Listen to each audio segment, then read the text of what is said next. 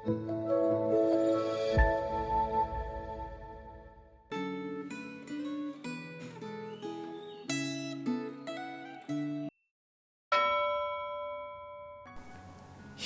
Bapak Ibu Saudara.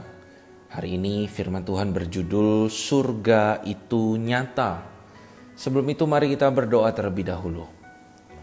Tuhan, kami bersyukur kembali firman Tuhan kami bisa renungkan hari ini, dan kami percaya bahwa ada pesan Tuhan yang mau Tuhan sampaikan.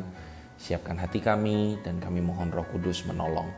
Terima kasih. Dalam nama Tuhan Yesus kami berdoa. Amin. Firman Tuhan diambil dari Ibrani pasal yang ke-13. Saya akan bacakan ayat yang ke-20 sampai ayat yang ke-21. Maka Allah damai sejahtera yang oleh darah perjanjian yang kekal telah membawa kembali dari antara orang mati Gembala agung segala domba, yaitu Yesus Tuhan kita. Kiranya memperlengkapi kamu dengan segala yang baik untuk melakukan kehendak-Nya dan mengerjakan di dalam kita apa yang berkenan kepadanya. Oleh Yesus Kristus, bagi Dialah kemuliaan sampai selama-lamanya. Amin.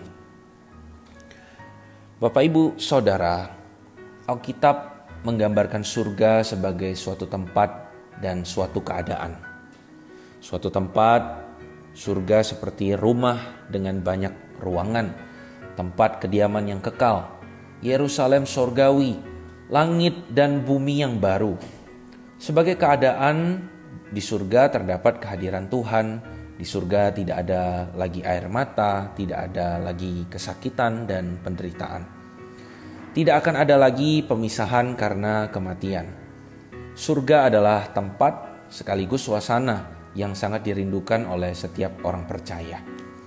Senada dengan penulis Alkitab yang lain, penulis surat Ibrani menggambarkan surga sebagai kota yang akan datang, yang sangat dirindukan orang percaya untuk dimasuki.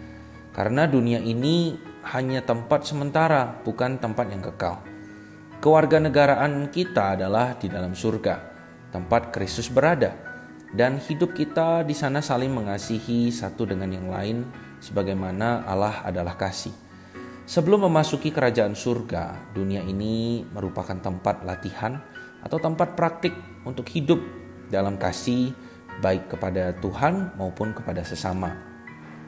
Kasih kepada Tuhan harus ditunjukkan melalui mencintai firman-Nya dan belajar dengan baik agar tidak mudah disesatkan, memberi persembahan kepada Tuhan, beriman kepada Kristus walau harus membayar harga, mengucap syukur dan memuliakan Allah.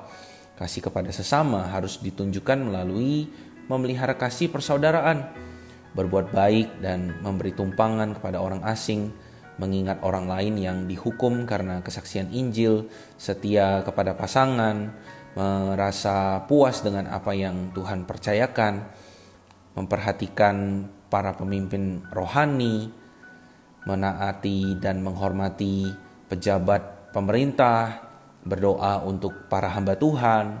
Apa yang kita lakukan dalam kehidupan sehari-hari, baik kasih kepada Tuhan maupun kepada sesama, menunjukkan bahwa kita sedang melakukan kehendak Tuhan untuk kemuliaan-Nya di bumi ini. Praktik kasih adalah ciri warga kerajaan surga. Apakah Anda sudah menjadikan dunia sebagai tempat latihan untuk mengasihi? Kristus sudah merintis jalan dan kita harus mengikuti jejaknya. Sesudah berada di jalan yang benar, jangan menyerah. Tetaplah setia mengikuti jejaknya sampai kita mendengar Dia berkata, "Bagus, hai hambaku yang baik dan setia. Engkau telah setia dalam hal kecil, aku akan memberikan kepadamu tanggung jawab dalam hal yang besar. Masuklah ke dalam sukacita Tuhanmu." Amin. Mari kita berdoa. Tuhan, terima kasih. Hari ini kembali Engkau mengingatkan kami tentang bagaimana kami harus setia di hadapan Tuhan. Melalui tindakan-tindakan nyata yang kami bisa lakukan di hadapan Tuhan. Sebagai tanda bahwa kemuliaan Tuhan itu kami hadirkan di tengah-tengah dunia ini. Semua itu terkadang terhalangi untuk kami lakukan karena egonya kami, karena ketidakkudusannya hati dan pikiran kami. Dan banyak hal sebenarnya yang bisa saja mengecoh kami di dalam kehidupan ini untuk tidak memuliakan Tuhan. Tuhan tolong kami dalam kelemahan dan keterbatasan kami. Kiranya kami tetap bisa setia melakukan kehendak Tuhan di dalam hidup kami. Walaupun jatuh dan bangun, di akhir kami bisa tetap didapati setia oleh Tuhan. Terima kasih. Di dalam nama Tuhan Yesus kami berdoa. Amin.